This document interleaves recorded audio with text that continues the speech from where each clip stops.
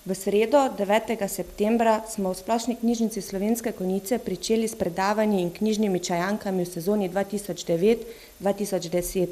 V sodelovanju z Medobčinskim društvom gluhih in naglušnih občin Slovenske Konjice, Vitanje in Zreče ter Centrom možnosti smo organizirali predavanje vse o tehničnih pripomočkih za naglušne in gluhe ter o pravicah iz obveznega zdravstvenega zavarovanja.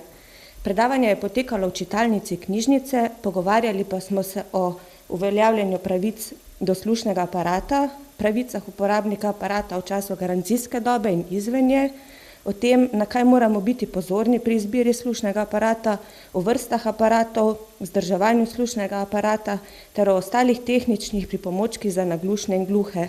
Predavala sta nam predsednik odbora naglušnih gospod Franc Kos in tehnik ter član Društva gluhih in naglušnih Celje gospod Milan Zupanc.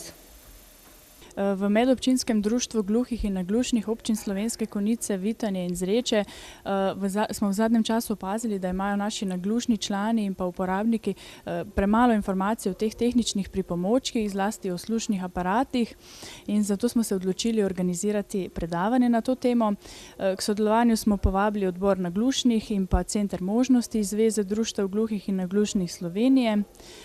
In želeli smo tudi, da bi na to predavanje dobili čim širši krog ljudi, se pravi ne samo tiste, ki že uporabljajo tehnične pripomočke, ampak tudi tiste, ki mogoče že dalj časa opazajo, da slabše slišijo, pa še nekako odlašajo s to odločitvijo, da bi poiskali pomoč. Ravno zato smo to predavanje organizirali skupaj s Knjižnico Slovenske Konjice.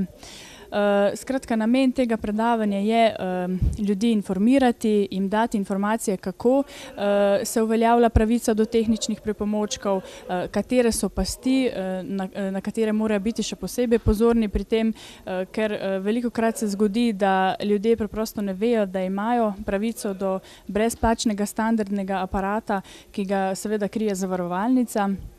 Če pa želijo kakšen nadstandardni aparat, ga pa morajo seveda doplačati sami, in tukaj se velikokrat zgodi kakšna nejasnost. Skratka, to predavanje je zato, da odgovori na takšna in pa drugačna vprašanja, ki se porajajo našim uporabnikom.